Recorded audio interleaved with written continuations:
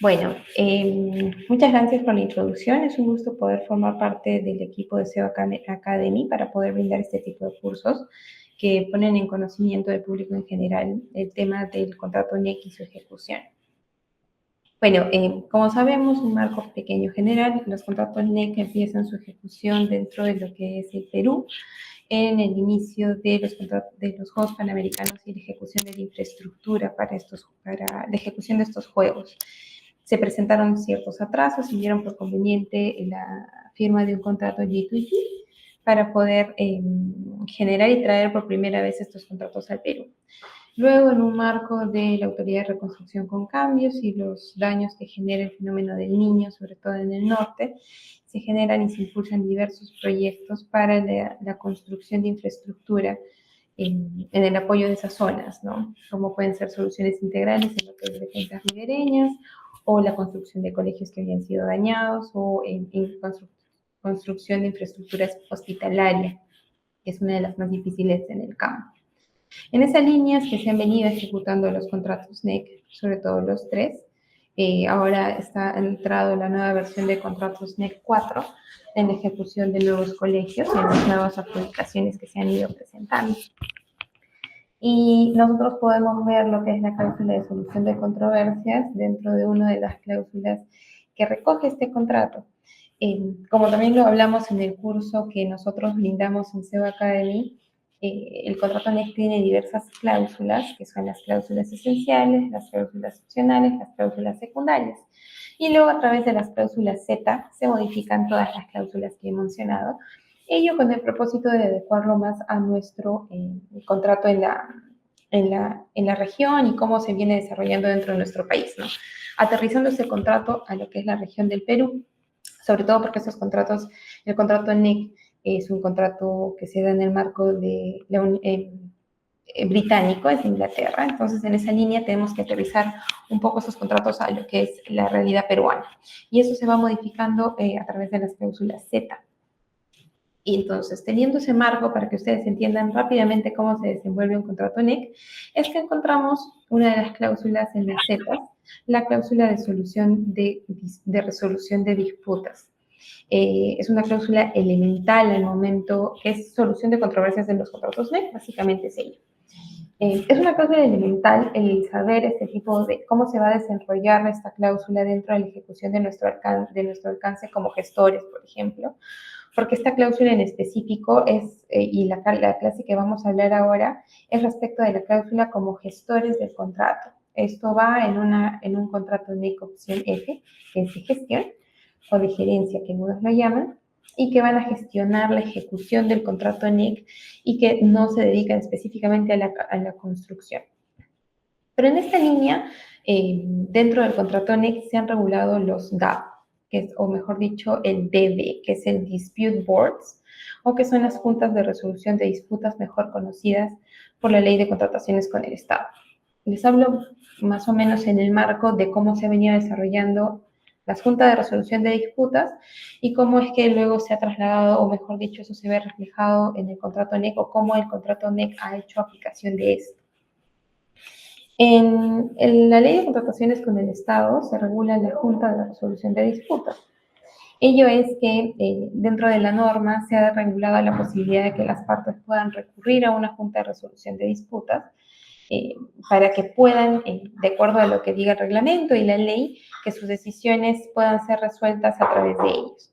Ahora, ¿cuál es el propósito de la Junta? En teoría, la Junta de Resolución de Disputas tiene el propósito de que se guíe día a día dentro de la ley de contrataciones con el Estado en un marco en específico de los montos contractuales, que frente a esta junta se lleven las disputas que se puedan tener durante la ejecución de las obras. Entonces, lo que dice la ley es que todas las controversias que se desarrollen dentro de un contrato de la ley de contrataciones con el Estado, en específico de infraestructura, podrían llevarse a una junta de resolución de disputas que va a estar al día a día dentro de la ejecución de las obras. Dentro de la ley de contrataciones con el Estado hay una excepción y se dice que la Junta tiene que ver todas las controversias y problemas que surjan dentro de la obra o dentro de la ejecución de la obra hasta antes de la recepción de las mismas, con una limitación de los adicionales. que los adicionales tienen que ser vistos por un tema de excesiva... se me fue la palabra, pero bueno, se ven en un tema judicial, en un marco judicial, por enriquecimiento sin causa. Se ven en un proceso judicial los adicionales y de ese ámbito se escapa o se saca dentro de la ley de contrataciones a la Junta de Resolución de Disputas. Entonces, se dice que todas las disputas dentro de un contrato, dentro de la ley de contrataciones con el Estado, tienen que ser sometidas a esta Junta hasta antes de la recepción o hasta la recepción total de la obra. De manera posterior, todo va a ser sometido a un arbitraje o cualquier controversia después de que se ejecute y se entregue la obra va a ser sometido a un arbitraje. Entonces, en esta línea es que la ley ha regulado la Junta de Resolución de Disputas. Según lo que muchos comentarios se dicen y se regula en la ley de contrataciones con el Estado, el propósito era evitar llegar a arbitraje, porque sabemos que estadísticamente dentro de los arbitrajes, el Estado, siendo parte de estos arbitrajes, tiene tendencia a, o mejor dicho, los árbitros no han decidido siempre a favor del Estado. Siempre, en la mayoría de casos, en un porcentaje muy alto, se ha resuelto a favor del contratista. Lo que se pretendía en todo caso era que a través de la Junta de Resolución de Disputas estas controversias se vayan resolviendo en el día a día y se evite en la medida de lo posible llegar a un arbitraje. Eso se demarca en la ley de contrataciones con el Estado. Pero ahora tenemos el Dispute Board, que es específicamente en los contratos NEC 3 que se han suscrito en el Perú, y habla precisamente de los DAPs, que son Dispute Adjudication Board, que pueden ser también conocidas como la Junta de Resolución de Disputas, pero en inglés. Se dice que los Dispute Board son un órgano permanente que está compuesto por 1 o 3 miembros. Realmente, por lo general, empiezan sus funciones cuando se suscribe un contrato que tienen que ser tripartito entre las partes que forman parte del contrato principal y se supone, nuevamente, el propósito del DAP es que el proyecto continúe. Darle vida al proyecto para que el proyecto no se detenga, para que el proyecto evite paralizaciones, porque se supone que un DAP en base al espíritu colaborativo de un contrato NEC va a evitar una paralización. ¿Por qué? Porque siempre va a tener al día a día visitas en obra, reuniones mensuales de obra, en las que va a acercar a las partes para evitar contingencias de este tipo. Por lo general se dice dentro de la literatura que ese tipo de dispute boards se utilizan dentro de lo que es el ámbito de la construcción, precisamente porque es un ámbito que va generando controversias de manera diaria y que su ejecución y su interrupción respecto de muchos problemas que se pueden tener entre el contratante y el contratista principal pueden generar problemas y que la obra se paralice y no llegue a buen puerto, por lo menos no dentro de los plazos que se ha estipulado. Entonces, ese es el propósito de los dispute board. Ahora, dentro de lo que son los contratos NEC, como les mencionaba, hay cláusulas esenciales, hay cláusulas opcionales, hay cláusulas secundarias y está la cláusula de la ZBW, que la mayoría de contratos NEC ha sido objeto de modificación a través de las Zetas, que habla de la solución de controversias. Bueno, continuando, como les decía, a través de las cláusulas Z se van modificando partes esenciales del contrato que dentro de nuestro ámbito de construcción hemos visto a bien modificarlas. En este caso, en particular, nosotros hemos modificado la cláusula de solución de controversias y las hemos adecuado a la realidad peruana. En particular, dentro de los contratos NEC, por lo menos los primeros adjudicados, no sé si se habrá hecho alguna diferencia respecto de los últimos paquetes de colegios, por ejemplo, que han salido, pero en los primeros, el primer grupo, tanto de soluciones integrales como paquetes de colegios o paquetes de educación como paquetes de salud, se pactó una cláusula de solución de controversias a través de la ZBW, que regulaba la posibilidad, o mejor dicho, regula la obligación de que nosotros nos sometamos a un dispute board, que es previo al arbitraje. Entonces, ahora voy a leerles la cláusula que está más o menos en la mayoría de contratos. No se los voy a leer, pero a grandes rasgos se los voy a narrar como para que tengan en vista y claro ello. O por lo menos, mejor dicho, mejor empecemos con lo que dice el reglamento de la ICC. Las cláusulas, o mejor dicho, las cláusulas de los contratos NEC han regulado la posibilidad del DAP y que nosotros nos sometamos al DAP a través del reglamento de CCI, que es la Cámara de Comercio Internacional, o mejor conocida también en sus siglas en inglés como ICC. Entonces, nuestro Dispute Board o nuestro DAP debe seguir ese reglamento y en base a ese reglamento seguir la gestión que ese reglamento determina.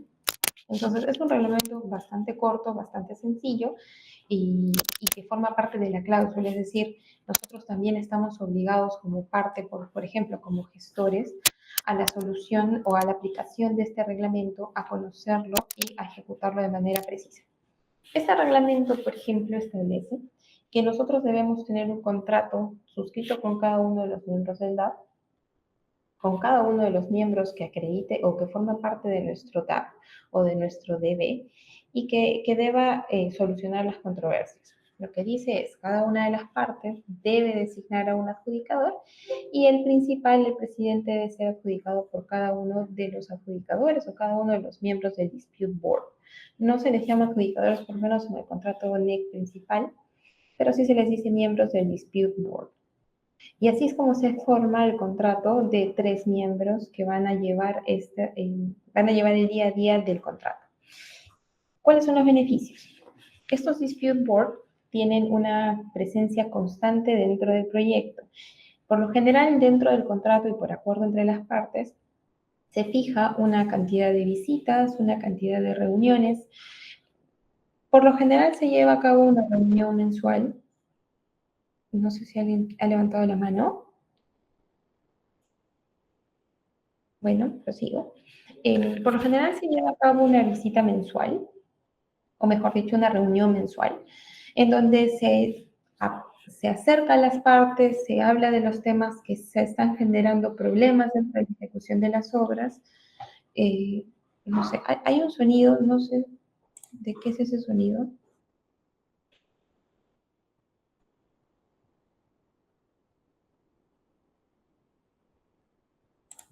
Bueno, podemos proseguir entonces. Como les decía, los Dispute Board tienen reuniones mensuales y visitas presenciales en la obra. Como ustedes, si no saben, por lo general, en estas reuniones forman parte el contratante, el cliente y el contratista principal y sus representantes para hablar cuáles son los problemas que se han generado durante la obra, acerca para que las partes puedan llegar a una solución, los invita a que conversen y lleguen a un acuerdo. Nosotros, como parte del contrato, nosotros no podemos negarnos a ejecutar una decisión del DAP. Estamos obligados a que ejecutemos esa decisión. Para nosotros, como firmantes del contrato, es vinculante. Entonces, nosotros no podemos en ningún momento apartarnos de una decisión del DAP, porque eso va a generar que nos puedan llevar a un arbitraje de emergencia que lo vamos a ver más adelante. Pero bueno, así se va constituyendo el DAP en cualquier contrato, sobre todo si nos vamos a asumir o vamos a asumir el reglamento de la Cámara de Comercio Internacional o el ICC, que es un reglamento, como les reitero, bastante corto, en el que pueden ustedes tener fácil acceso a través del Internet y es de fácil entendimiento.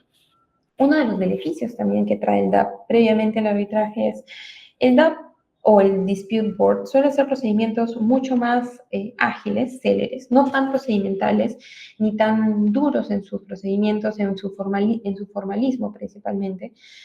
Las partes tienen la libertad de expresar sus posiciones de manera mucho más sencilla, más rápida y al grano. Como tienen un acercamiento entre las partes, el Dispute Board también tiene la posibilidad de requerir información a las partes y las partes las tienen que brindar a la brevedad posible. Y en la medida que tiene acercamiento mensual con las partes, conocimiento constante, conversaciones constantes con las partes, es que tiene la posibilidad de generar soluciones de manera mucho más rápida.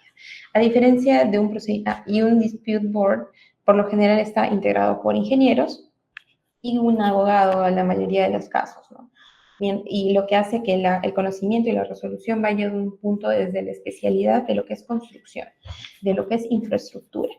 Mientras que un arbitraje por lo general suele ser un procedimiento mucho más duro, mucho más formalista, que está integrado a un tribunal arbitral por abogados, cada parte va a exponer su posición, van a generar evidentemente una estrategia y la van a presentar frente a un tribunal arbitral que va a seguirse defendiendo en el reglamento o la administración a la que se sometan dentro de la cláusula dentro del contrato, dentro del centro de arbitraje al que se vayan a someter.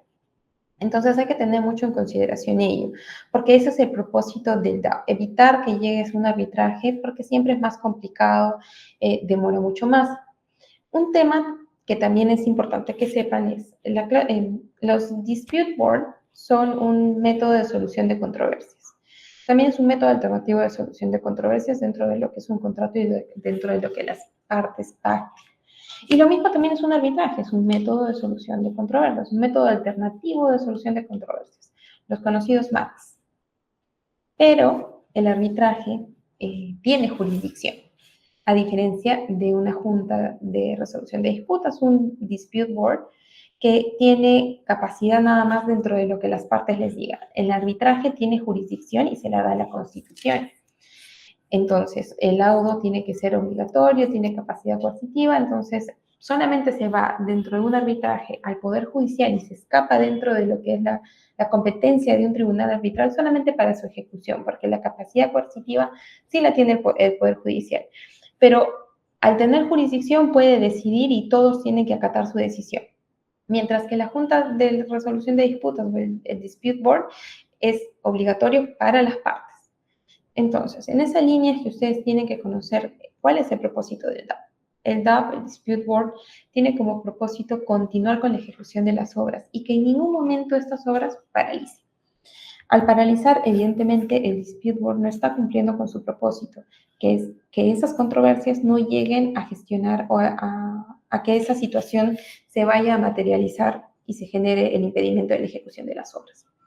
Entonces, continuando con la lectura de lo que es una cláusula que encontramos en diversos contratos NEC suscritos en infraestructura en los últimos años, señala que todas las controversias derivadas del contrato o relacionadas con él son sometidas como primer requisito ante el Dispute Board o ante el DAB. Si ustedes no han sometido sus controversias ante el Dispute Board, no van a poder ir a un arbitraje, es un requisito de arbitrariedad. Es decir, cuando ustedes lleguen al arbitraje y el tribunal arbitral vaya a leer esta cláusula, les van a preguntar, ¿ustedes presentaron una sumisión, presentaron un reclamo, presentaron una asistencia informal que se decidió? Si no lo han hecho y no han presentado una controversia frente al DAP, no van a poder acudir a arbitraje de manera posterior respecto de un tema en particular. Entonces es importante que ustedes sepan que toda controversia dentro del contrato debe llevarse un dispute board para que ellos puedan solucionarlo de manera previa. Nuevamente, como lo dice la cláusula, es una condición de arbitrariedad, ¿no? Lo que quiere decir que si ustedes no van al DAP, no hay arbitraje posterior y van a perder el derecho. Es importante que ustedes tengan conocimiento de ello. Por eso tienen que preparar las sumisiones, sus asistencias informales, de las que voy a hablar en un segundo. Y ahí es donde va lo que les decía, ¿no? La decisión que emite el DAP, que es una determinación, que puede ser una decisión o una recomendación, y así lo determina también el reglamento de la ICC, es vinculante para las partes. Y es vinculante para las partes porque así nosotros lo hemos dispuesto en el contrato. Y como ya sabemos, o por lo menos si no lo saben, se los comento, el contrato es ley entre las partes. Todo lo que las partes pacten dentro de un contrato es de cumplimiento obligatorio entre las partes. Y al habernos nosotros sometido a una competencia del Dispute Board y haber determinado que esta competencia es vinculante, es decir, que es obligatorio cumplimiento para nosotros, no podemos apartarnos de ello. Y reitero, ¿no? Primero tenemos que ventilar nuestros problemas ante el DAP y que él nos ayude a llegar a un acuerdo, o por lo menos si no llegamos a un acuerdo, ya podemos acudir a un arbitraje. Pero tenemos que hacer uso de la herramienta del Dispute Board. Nuevamente, si nosotros no estamos de acuerdo con una decisión del DAP, lo que tenemos que hacer es manifestar en ese momento que no estamos de acuerdo. Y tenemos que refutarlo, reconsiderarlo, en fin, presentar un documento diciendo que nos reservamos nuestro derecho a acudir a un arbitraje de manera posterior. Luego, por lo general, como les reitero, el DAP tiene el propósito de que el proyecto no paralice, que sigan de ejecución y luego las controversias que se pueden haber generado se verán después. Entonces, todos los problemas que se hayan ocasionado y ventilado ante el DAP van a ir a arbitraje de manera posterior una vez que se culmine con la ejecución de las obras. Una vez que ustedes culminen, van a acumular todas las pretensiones que han tenido hasta ese momento y los van a llevar a un tribunal arbitral. Este tribunal arbitral es el tribunal que ustedes hayan sometido también en esta cláusula y de manera posterior lo vamos a ver.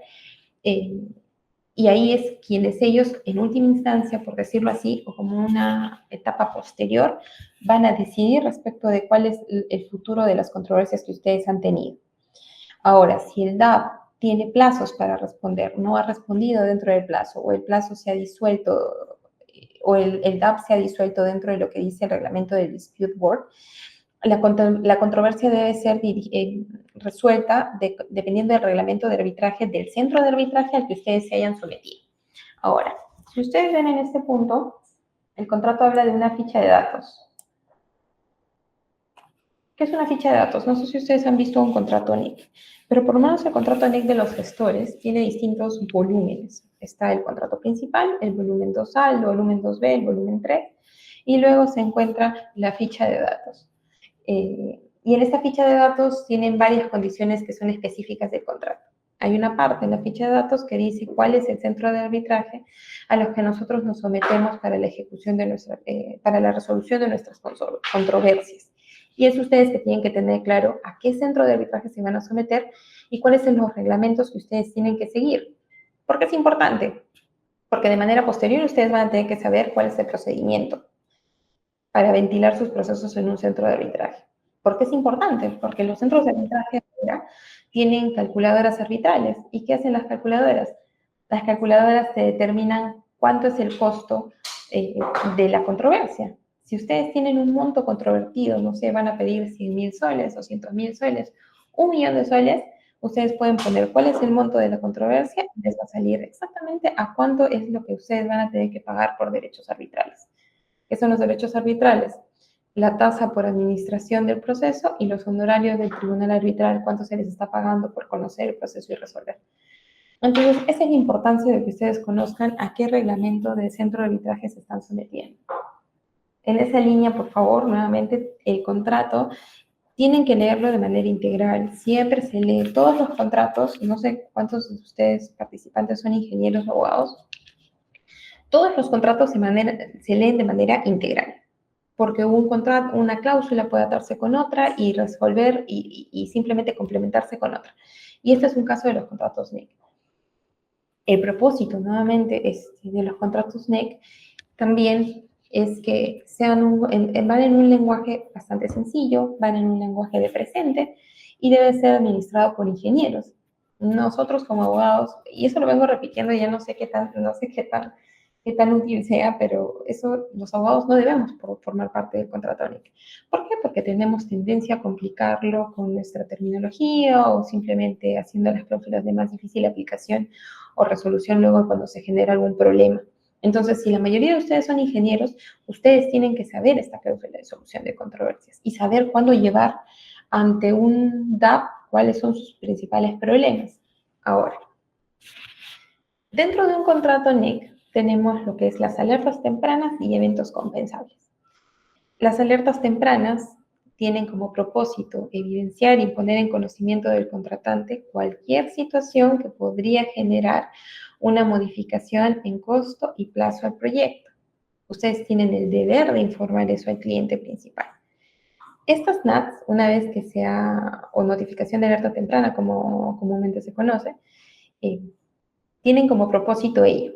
Una vez que pasó un tiempo y el riesgo que se alertó en esa NAT se materializó, se tiene que presentar un evento compensable ante el cliente. Un evento compensable está recogido en las cláusulas 60 del contrato principal y tiene 19 cláusulas en específico a través de las cuales ustedes pueden pedir más tiempo y más dinero. Ahora, dentro de ese evento compensable ustedes tienen que presentar una cotización y ahí es donde ustedes tienen que justificar cuál es su costo y su plazo a través de la cotización. Si por A o B ustedes empiezan con discusiones con el cliente y hay un rechazo, no te reconozco el costo, no te reconozco el plazo que estás planteando y nosotros estamos seguros que lo que estamos solicitando es el plazo que debe ir y que debe ser y que es lo justo, dependiendo del impacto que nosotros alertamos en la NAT, eso genera una controversia, por ejemplo. Y eso debe ser sometido, considero, a una sumisión. ¿Y qué es una sumisión? Ahí va. Dependiendo de lo que es el reglamento, de lo que determina el reglamento del CCI, de la Cámara de Comercio Internacional, Una sumisión es una desavenencia. Y una desavenencia, ¿cuáles son? Son problemas que se generan directamente del contrato. Una sumisión, en cristiano, para que entiendan, podría ser el equivalente a una demanda. Una de las partes presenta una sumisión formal ante el DAF, presenta cuáles son los principales problemas, cuál es la controversia en específico, cuál es el impacto que ha generado, y hay un plazo, se le pone en conocimiento del contratante o del cliente. El cliente tiene 30 días o el contratante tiene 30 días para responder una contestación, y en esa contestación nuevamente expondrá lo que ellos consideren, ¿no? Cuál es la posición del contratante. No, yo no estoy de acuerdo porque está muy caro. Yo no estoy de acuerdo porque ese evento compensable no es atribuible a mí, no hubo caso fortuito, fuerza mayor, simplemente es responsabilidad del contratista, por eso yo no te lo reconozco. Y empieza esa controversia directamente en el DAP a través de una sumisión formal. Y eso está recogido en el artículo 17 del reglamento del CCI, para que ustedes puedan leerlo. Dentro de ese procedimiento, el Dispute Board va a fijar una audiencia después de 15 días, donde va a escuchar a las partes, puede pedir más documentos, puede pedir la declaración o intervención de una tercera parte. Entonces, el procedimiento tiene que ser ágil. Nuevamente, el propósito de los Dispute Board es que no dilate la situación, que los impactos que se pueden haber generado no se generen o no impacten directamente a la obra, que el proyecto pueda continuar. En esa línea es que desde que se presenta una sumisión, por ejemplo, que es la fecha de inicio del procedimiento, se tiene 90 días para que el DAF pueda ya emitir su decisión o su determinación. Ese es un plazo, considero, bastante corto para emitir una decisión. Y esa decisión, como ya lo hemos dicho, es vinculante para las partes, es obligatorio cumplimiento para las partes. Y es importante que ustedes puedan saber y sustentar ello en una sumisión. Nuevamente, si no estamos de acuerdo con lo que decían en una sumisión, nosotros tenemos que dejar claro que no estamos de acuerdo y que vamos a llevarlo y que va a ser ventilado posteriormente ante un centro de arbitraje, ante un tribunal arbitral. Pero es importante que ustedes sometan sus decisiones y este tipo de controversias ante un DAB. Y ahí es donde va el tema del siguiente punto de la cláusula. Si una de las partes no cumple o no acata una decisión, desde que es notificado, o sea, desde que se nos comunica la decisión del Dispute Board, dependiendo del reglamento, de lo que determine el reglamento del CCI, lo que podemos decir es, oye, ¿sabes qué? No está haciéndome caso, dile que me haga caso, o una medida cautelar para que evite cierta acción o genere o impulse una respuesta. Y en su defecto, si no siguen sin hacer caso y no respetan la determinación o la decisión vinculante de esta decisión, se puede acudir a un arbitraje de emergencia y que tiene que ser de derecho y se resuelve de acuerdo al centro de arbitraje, que nuevamente se encuentra la ficha de datos, que es el centro de arbitraje al que al final de todo el proyecto, al que vamos a someter todas las decisiones y todas las controversias que hayamos podido tener, a ese centro de arbitraje es al que vamos a someter todos nuestros arbitrajes, ¿verdad? Pero en caso de incumplimiento de esta decisión del DAF, podemos ir a un arbitraje de emergencia frente a este centro de arbitraje. Entonces, por ejemplo, ahí se dan cuenta cómo se van atando las dos situaciones, tanto el Dispute Board con sus decisiones, junto con el tribunal arbitral o el arbitraje al que finalmente podrían acudir en caso que las controversias no se hayan resuelto conforme las partes hayan deseado. Les hablaba de una sumisión formal, que es uno de los procedimientos que recoge el reglamento del CCI o del ICC, pero también recoge, por ejemplo, el tema de una asistencia informal. Una asistencia informal es vinculante para las partes, pero no puede ser sometida o puede traerse en colación al DAP, o no puede ser obligatorio para el DAP en su cumplimiento. No puede traerse en colación en el sentido de lo que vayan a resolver. Pero una asistencia informal es algo que las partes van a acordar de manera conjunta y le van a hacer una consulta al Dispute Board en una asistencia informal, ojo. El contratante y el contratista van a reunirse y van a decir, oye, tenemos dudas respecto a este sentido, de este problema en mi proyecto. ¿Qué te parece si lo llevamos a un Dispute Board para que ellos en su expertise nos aclaren la situación? Y eso es lo que se hace, se formula una pregunta, de acuerdo, y las partes tienen que haber consensuado esa consulta, esa pregunta, la presentan ante el Dispute Board y el Dispute Board va a resolver y va a contestar. Y nosotros tenemos que tener en claro que es una recomendación que va. Ahora, dentro de lo que es el reglamento también del CCI, se hace una distinción respecto de conceptos, y es importante que también los tengan claros. Hay un término que es determinación, y la determinación incluye la decisión y la recomendación. El DAF puede dar recomendaciones que para nosotros son de cumplimiento vinculante y son obligatorios para las partes. Pero luego emite una decisión que, por ejemplo, emitiría una decisión respecto de una sumisión formal que se va a presentar ante el DAF. Entonces, las partes, como les reitero, es la importancia de un dispute board y de que nosotros tengamos conocimiento de cómo este dispute board funciona. Nosotros tenemos que mantener informados al dispute board de todas las controversias que se puedan generar dentro de la ejecución del proyecto. Es nuestra obligación. Se presentan informes mensuales de las partes, ellos pueden requerir documentos, nosotros podemos pedir visitas de manera no programada, ¿no? Y ellos tienen que en 30 días darnos una respuesta y apersonarse a la visita, generar una reunión y nuevamente acercar a las partes. Es más, dentro de un proceso de sumisión formal, que les digo que es como una demanda y una contestación, no tan formalista, o mejor dicho, no formalista, porque simplemente tú tienes que exponer cuál es el problema y cómo esto está impactándote y la otra parte contestar y cómo es que eso también ha impactado. Simplemente no es como la parte ha presentado en su sumisión o en el escrito de desavenencia. Es que nosotros llegamos y las partes pueden llegar a un acuerdo sobre esa sumisión sin que el DAF emita una decisión. ¿Por qué? Por los acercamientos que puede haber generado dentro del proceso de la sumisión formal que se va a llevar a cabo durante el desarrollo de la ejecución de las obras. Entonces, es importante que tengan conocimiento de estas dos figuras y del dispute board y de cómo deben hacer uso ustedes de la Junta de Resolución de Disputas dentro del contrato NIC.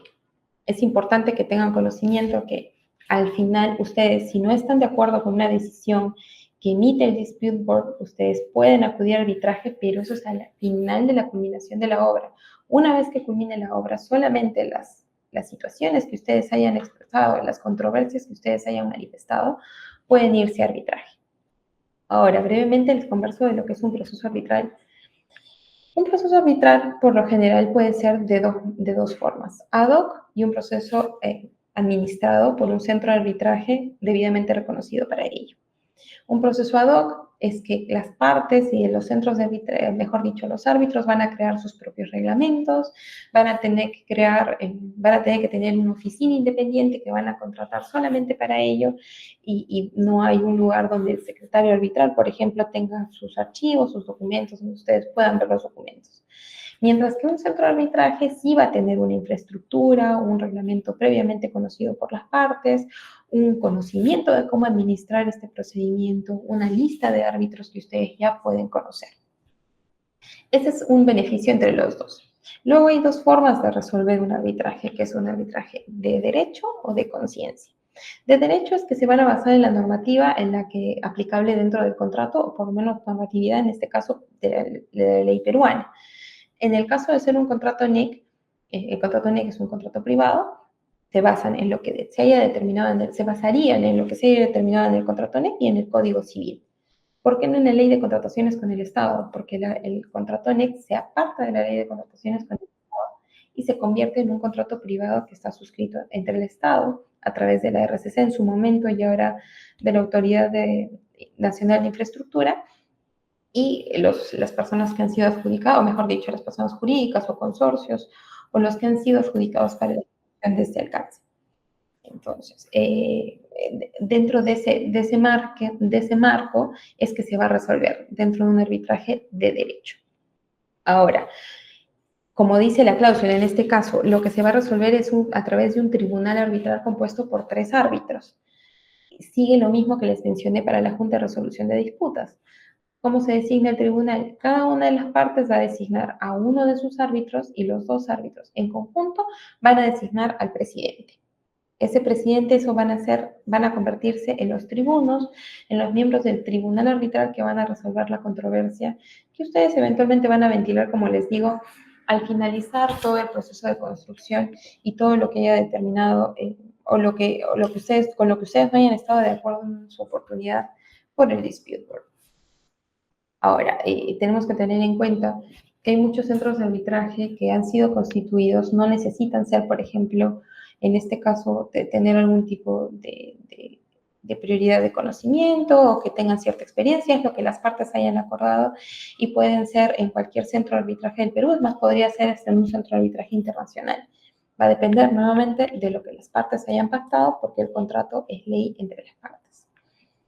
Entonces, una vez que ustedes han denominado o han designado a su tribunal arbitral, ellos tienen también el deber, lo mismo que la Junta, nuestros miembros del Dispute Board, tienen la obligación de revelar si tienen alguna situación que pueda mellar su capacidad de decisión dentro de las controversias que se puedan ventilar dentro de los ambos ámbitos. Entonces, tienen un deber de comunicar toda esa información. De no tener ningún inconveniente, aceptan su designación e inicia el proceso arbitral.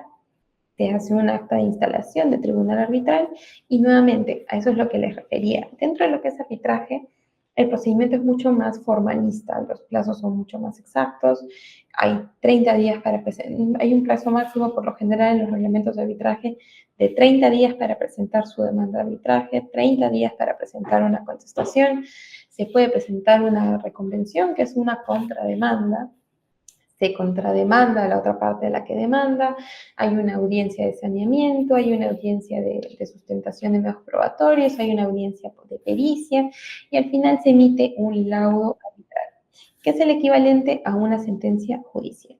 Contra ese laudo arbitral se pueden presentar una serie de recursos como parte que necesita o que ha leído ese laudo, pueden decirle, oye, aclara el laudo no está claro, interprétalo, intégralo, falta una parte y complétalo. Entonces, son 4 recursos que se pueden presentar.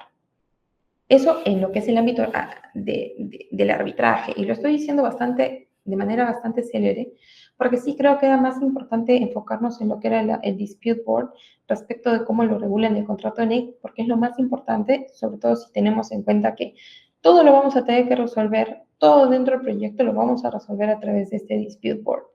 Pero les menciono lo del arbitraje para que ustedes puedan tener conocimiento. Una vez que se emite ese laudo, lo único que se puede hacer como un recurso extraordinario es un recurso de anulación del laudo, que va a ir a la sala en distintas provincias, puede ir a las salas civiles y en Lima va a ir a las salas comerciales. Y van a decidir respecto de meramente forma, porque no van a entrar, en teoría no deberían entrar al fondo de los jueces. ¿Por qué no deberían entrar al fondo un juez? ¿Por qué? Porque el arbitraje tiene jurisdicción que se le otorga la misma Constitución. Al tener jurisdicción, los árbitros tienen plena capacidad de tomar sus decisiones y que todos hagan caso, apliquen, simplemente ejecuten lo que el mismo tribunal ha decidido. Y al tener jurisdicción, el juez, que también tiene jurisdicción, no puede ir contra el fondo, no puede analizar el fondo de la controversia. Puede analizar la forma, oye, no me dejaste actuar este medio probatorio, oye, no me notificaste esto a tiempo, oye, no me dejaste presentar algo que estaba de acuerdo a mi derecho, yo te pedí esto y no lo hiciste, no me notificaste, no tuve el derecho o no pude ejercer mi derecho de defensa. Ese tipo de argumentos pueden ser argumentados ante un juez y el juez resolver respecto de ello, pero como lo he dicho, es respecto meramente de forma. Entonces, es en esas situaciones que uno podría acudir al Poder Judicial respecto de una anulación del laudo. Pero también hay una segunda opción por la cual uno con el laudo arbitral puede acudir al Poder Judicial. ¿Y cuál sería? La ejecución del laudo arbitral. Como ya lo dije en su momento al comienzo, los árbitros tienen jurisdicción a raíz o a través de la Constitución, pero no tienen la capacidad coercitiva que sí tiene el juez. El juez sí tiene la capacidad de ordenar a un banco, oye, reténle esta cuenta, oye, tú, no sé, oye, tu policía ve a detener a tal persona. Esa capacidad coercitiva de obligación, de forzar algo, sí la tiene el juez. Entonces, ¿qué es lo que se puede hacer cuando una de las partes no está de acuerdo, no está ejecutando el laudo como debería ser o no le está haciendo caso, mejor dicho, a lo decidido por los árbitros? Es ir a un proceso de ejecución del laudo arbitral ante el Poder Judicial nuevamente. Y ahí se repite la misma historia que ante los jueces de las salas especializadas. se les dice, oye, tengo este laudo, el árbitro o el tribunal arbitral ha resuelto de tal manera, tú tienes que hacer que ese laudo se cumpla. Haz que se cumpla y ordénale a tal persona que cumpla lo que ha decidido el tribunal arbitral. Porque yo tuve la razón, yo gané y necesito que ese árbitro, ese laudo se cumpla. Por ejemplo, decirle a una entidad del Estado, programa dentro de tu presupuesto el pago, porque hasta ahora no me estás pagando. Pese a que yo gané y el tribunal arbitral ha determinado que tienes una deuda de X cantidad de dinero, tú me tienes que pagar. Y uno va al Poder Judicial a través de un juez para que obligues, combines a la entidad, por ejemplo, a que haga el pago.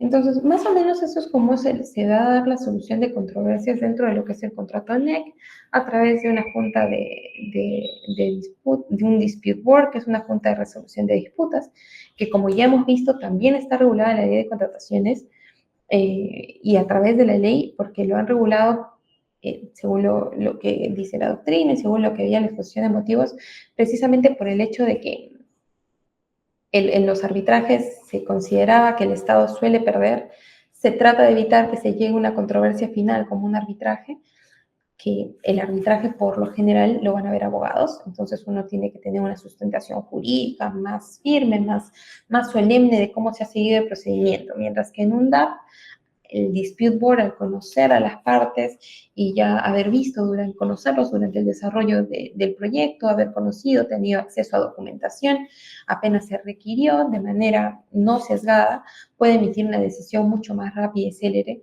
Y ese es el propósito, evitar llegar a un arbitraje de manera posterior a la culminación del proyecto. Nuevamente, y sé que lo he reiterado durante esta reunión, pero es importante que se sepa que el propósito de los dispute boards es que la ejecución del proyecto no se detenga. No se le va a poder pedir, o si se la piden, va a ser poco probable que el dispute board lo acepte, es por ejemplo que acepte que se paralice el proyecto, porque todo el propósito del dispute board es que el proyecto continúe. Un dato que me parece interesante que ustedes sepan es, hay dos tipos de dispute board. Es el Dispute Adjudication Board, que es el DAB, o el Dispute Review Board, ¿ya?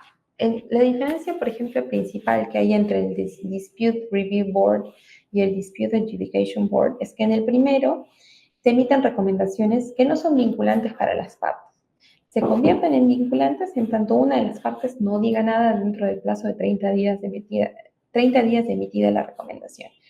Mientras que en las decisiones o en las recomendaciones que emita el DAP por contrato y por lo que las partes han determinado, se vuelven vinculante para las partes. Entonces es de obligatorio cumplimiento. Y nuestros contratos NEC han regulado que nosotros ventilemos nuestras controversias dentro de los contratos NEC, primero ante un Dispute Board o un Dispute Adjudication Board. El tipo general es el Dispute Board y luego vienen los específicos, que es el DAP, el Dispute Adjudication Board o el Dispute Review Board. Entonces, más o menos he tratado de explicarles de manera muy breve, también muy célere, cómo es la cláusula de solución de controversias del NEC, cómo es que se podría resolver una controversia y qué es lo que tienen que hacer durante la ejecución del proyecto. Reitero, todas las controversias que ustedes tengan durante la ejecución de un proyecto o una ejecución de un contrato NEC tienen que ser llevadas a un dispute board como requisito de arbitrariedad. Si no, no van a poder ir a arbitraje. Y esto va, por ejemplo, en la línea del contratante principal, es decir, por ejemplo, la ANIN con el contratista gestor.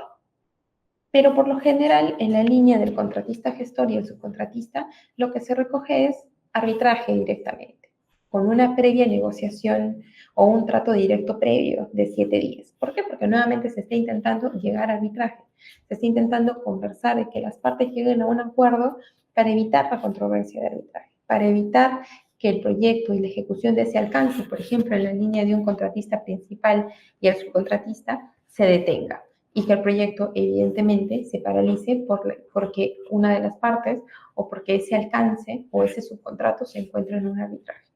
Entonces, también nuevamente, lean sus cláusulas si son subcontratistas. Por lo general, lo primero que se determina es que hay un trato directo en un plazo en específico. Se invita a las partes a conversar, a que lleguen a acuerdos. Y si con ello no llegan a ningún acuerdo, acudir a arbitraje. Y ahí es donde también nuevamente regresamos al mismo hecho. ¿Cuál es el centro de arbitraje al reglamento al que ustedes se están sometiendo? Tienen que saber el reglamento, cuáles son sus plazos para presentar o presentar una petición arbitral. Y regresamos al mismo procedimiento que les he dicho que llega el contrato principal entre la ANIL y el gestor principal, que es el mismo procedimiento arbitral para todos. Entonces, básicamente es lo que podemos hablar en esta corta clase, en este corto webinar. No sé si alguien tiene alguna consulta al respecto para podérselas aclarar o algún punto que necesiten que adicione.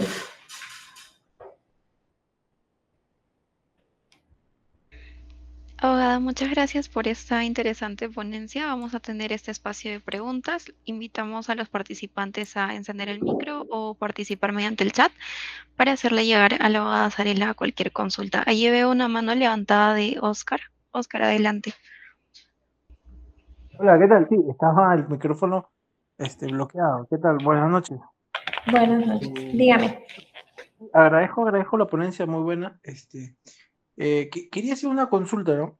Sí. En la práctica, justamente lo último que mencionó, a los subcontratistas se acostumbra tener una cláusula de trato directo, ¿no? Sí. Esto evidentemente, no sé si resulta ser más ágil, o sea, mi consulta va por qué no el DAP principal o el DAP del proyecto no escala a ese nivel. ¿Por qué? Porque se podría alertar un riesgo de que a nivel de subcontrato se genere una controversia que no tenga un trato directo. Y lo que sucede es que al no tener un trato directo, esto se va a ir a arbitraje. El arbitraje incluso puede paralizar la obra. Entonces, en el micro, por decirlo así, en la parte pequeña de todo un megaproyecto, podría estar repercutiendo en el plazo, en la ruta crítica de un proyecto general que pudo haberlo resuelto fácilmente un DAP con una decisión que se haga de carácter contractual o que tengan que las partes cumplir, ¿no? Entonces, tal vez, no sé si es que hay algún reglamento o alguna norma que lo prohíba, pero no sé si sería una posición más inteligente hacer de que el DAP tenga esa área de influencia hasta los subcontratistas. Es una consulta. Bueno, en realidad sí considero que no, bueno, el DAP o los dispute board son un método alternativo de solución de controversias bastante caro, que hay que mantener mensualmente. Entonces, entendería que los contratistas evidentemente no van a poder aguantar ese costo, y menos el contratista principal que tendría que mantener ese costo con todos sus contratistas. Pero, en teoría, ante un dispute board se llevan todos los problemas que puedan generarse en la obra y todos los problemas que puedan impactar en la obra.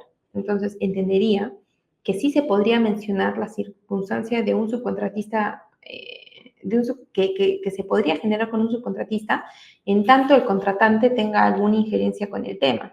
Porque si es una relación entre tu gestor principal y el subcontratista, no podríamos ventilarlo ante un DAP porque el contratante no tiene injerencia, a menos que me digas, por ejemplo, no estás reconociendo este evento compensable que corresponde a este subcontratista.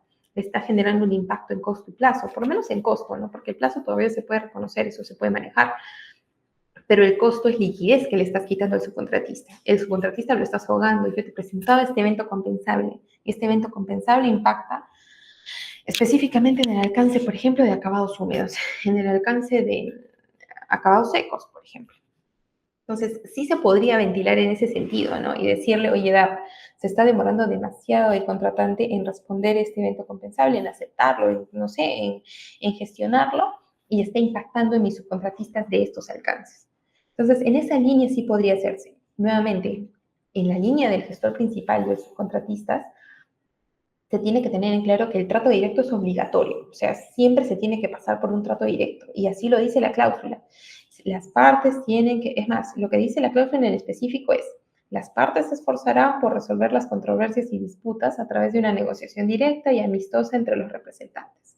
Los representantes de ambas partes deben tratar de resolver las disputas que surjan dentro de un plazo no mayor de 7 días calendario o dentro de un periodo más largo si se acuerdan mutuamente, o sea, podría ser mucho más largo. de no haberse llegado a nada en una negociación directa, recién puedes pasar a arbitraje. Yo lo tomo como un requisito de arbitrariedad, esa negociación directa. Si no vamos a una negociación directa, no podríamos pasar al siguiente paso, que es arbitraje. Entonces, si bien es cierto, hay situaciones, hay controversias que no van a poder ser resueltas a través de negociación directa, va a depender mucho de la voluntad de las partes, necesitan hacerlo. Así no lleguen a un buen acuerdo o demoren en llegar a un acuerdo, necesitan tener esa negociación directa. Y como te digo, considero que podríamos escalar al DAP en tanto el contratante haya tenido algo de responsabilidad o tenga responsabilidad respecto de cómo ha impactado sus decisiones en el subcontratista. Y decirle al DAP de manera general, esta decisión impactó de tal manera. Muchas gracias, muchas gracias. No sé si alguien tiene alguna consulta adicional. Sí, veo allí que también Pedro está levantando la mano. Adelante, Pedro. Buenas noches, ¿me escucha? Sí, te escucho. Buenas noches, Soledad. Una consulta. Si los contratos net son de gobierno a gobierno, ¿por qué demoran tanto los pagos a los contratistas? Nosotros estamos en una obra de gobierno a gobierno, ahora que cambió la RCC ya por ANIN. A la ANI. Igual hemos tenido que paralizar el proyecto por falta de pago desde octubre y recién no, han pagado a la fecha, ¿no? Es que los contratos de gobierno a gobierno van más en el sentido de que hay una PMO, que son los que van a ver que el contrato, van a ser los asesores del contrato principal, que es el NEC, pero sigue siendo una parte, mejor dicho, dentro del contrato solamente son dos partes, que es el contratante, que es la ANIM, el Estado, y el contratista principal, que puede ser una persona jurídica, un consorcio, por lo general es una persona jurídica o un consorcio. Y nuevamente, el problema que se ha generado en este punto respecto del pago de valorizaciones de los últimos meses del 2023 ha sido precisamente la absorción que hubo de la RCC a la ANIM. Entiendo que no se ha previsto bien el tema de los pagos, no se avisoró que iban a tener tantas complicaciones y evidentemente eso ha impactado en muchos de los proyectos, por no decir en todos, ¿no? Ha habido una dilación de mucho tiempo, pero sigue siendo una de las partes del contrato el Estado y la otra parte es un ente privado que simplemente está gestionando y en su ánimo de gestión es que está intentando generar el pago de sus valorizaciones, ¿no? Porque nuevamente el gestor no es el que financia el proyecto, quien financia el proyecto es el contratante a través del ANI. Muchas gracias por la aclaración, abogada. Me parece que ya no hay más preguntas, revisando el chat tampoco. Entonces ya estaríamos dando por finalizada la masterclass. Aprovechamos esta última sección para invitarlos también a la masterclass de mañana con el ingeniero Roberto Carvajal, que es quien también está encargado de esta especialización de contratos NEC. La masterclass se va a estar llevando a cabo a las 8 de la noche. También los invitamos a participar en la especialización de contratos NEC que estará iniciando el 29 de febrero, la próxima semana. Ya han podido ver un poco el contenido que se va a estar abordando en esta sesión. Vamos a seguir profundizando y explorando más este tema de los contratos NEC. Entonces, ya cerramos esta sesión. Muchas gracias, abogado, por esta interesante masterclass. Muchas gracias a todos los participantes. Buenas noches. Muchas gracias con todos. Gracias por participar. Hasta luego.